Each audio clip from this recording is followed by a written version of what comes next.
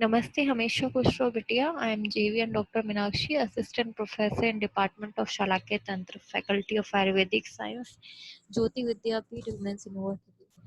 Today in this session we will discuss the disease known as glaucoma. Glaucoma, it is not a single disease process but a group of disorders characterized by a progressive optic neuropathy resulting in characteristic appearance of the optic disc and a specific pattern of irreversible visual field defects that are associated with raised intraocular pressure.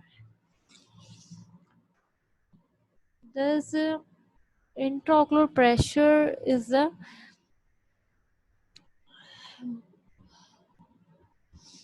Intraocular pressure is the most common risk factor, but not the only risk factor for development of glaucoma. Uh, Consequently, the term ocular hypertension is used for cases having constantly raised IOP without any associated glaucomatous damage. Conversely, the term normal or low tension glaucoma is suggested for the typical cupping of the disc and or over the visual field defects associated with the normal or low intraocular pressure. Then classification of glaucoma. Clinico-etiologically, glaucomas can be classified as the congenital and developmental glaucoma. Second is the primary adult glaucoma. Third is the secondary glaucoma. The congenital and development glaucomas are again subdivided into primary congenital glaucoma without associated anomalies, then developmental glaucomas with associated anomalies, and the second type, the primary adult glaucoma, can be subdivided into primary open angle glaucoma, POAG, primary angle closure glaucoma, PACG, and primary mixed mechanism glaucoma.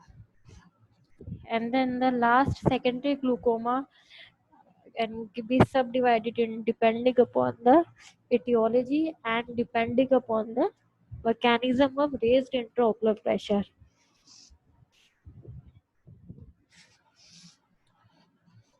Then comes the epidemiology. The global prevalence of glaucoma, it is 2% of those over the age of 40 years and 10% of those over 80 years of age. POAG versus PACG in different ethnic groups have been shown in this flowchart. Then glaucoma blindness in global, it is 8%, and in India it is responsible for 12.8%. Then an important topic is the pathogenesis of ocular damage or glaucomatous ocular damage. There is an important thing, the retinal ganglion cells, RGCs. The death of the retinal ganglion cells is caused by the various factors. The primary insults, mechanical theory have been given, the vascular insufficiency theory has been given, and by secondary insult, the toxic factors are responsible.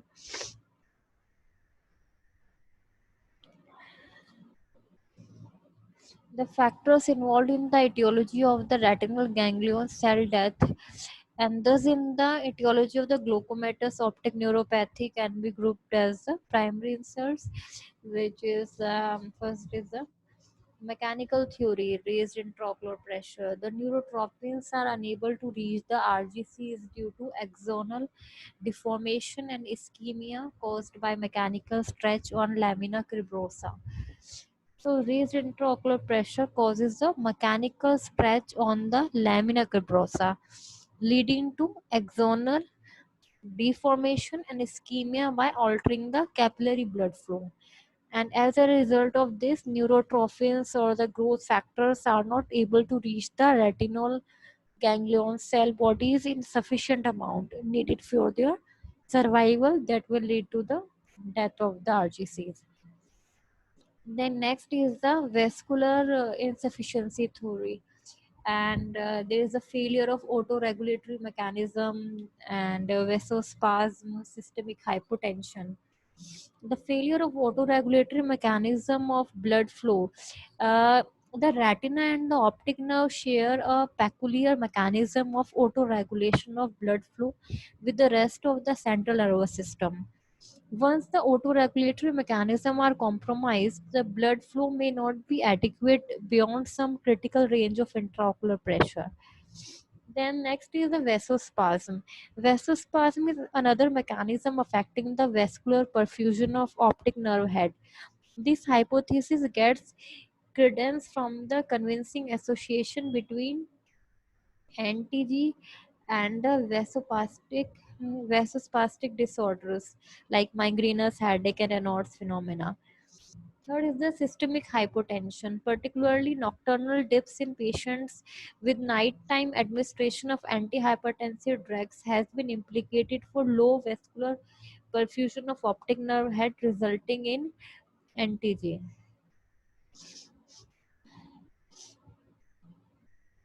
NTG means normal tension glaucoma.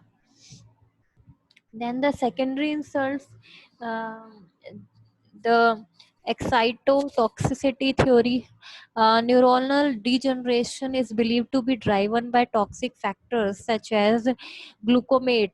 It is called the excitatory toxin and oxygen free radicals, nitric oxide, which are released when RGCs undergo death due to primary insults.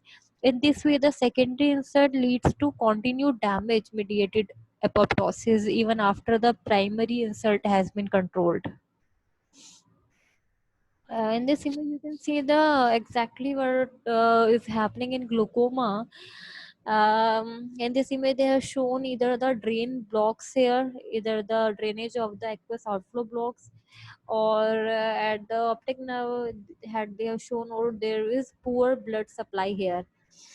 So these both things damage the optic nerve, and optic nerve looks caved in, like cupped. And they have shown how image will be seen by the patient, and there's characteristic pattern to the loss of visual field. The rim of optic nerve becomes thinner as a disc caves in and becomes more cupped. Then the first type of glaucoma is the congenital and developmental glaucoma. Terminology: the congenital glaucoma are a group of diverse disorders in which abnormal high intraocular pressure results due to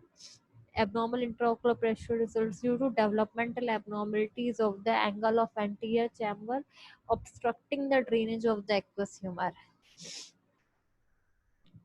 Sometimes glaucoma may not occur until several years after birth. Therefore, the term developmental glaucoma is preferred to describe such disorders. The types are primary developmental or congenital glaucoma, and second are the developmental glaucomas with associated ocular anomalies. And third is the developmental glaucoma with associated systemic anomalies. Then the primary developmental or congenital glaucoma can be newborn glaucoma, infantile glaucoma, or juvenile glaucoma.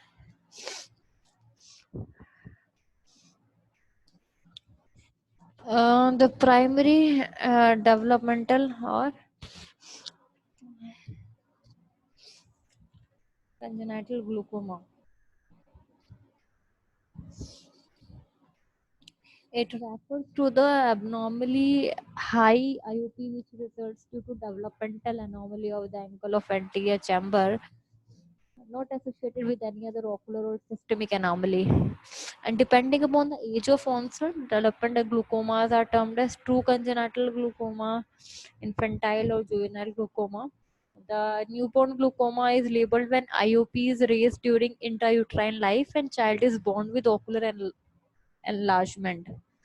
Infantile glaucoma is labeled when the disease manifests prior to the child's third birthday And juvenile glaucoma is labeled in the rest 10% of cases who develop pressure rise between 3 to 16 years of life.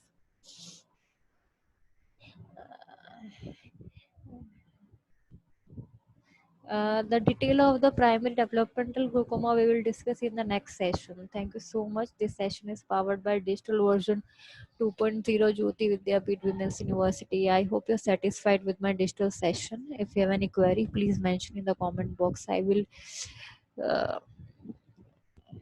solve the problem. Thank you so much.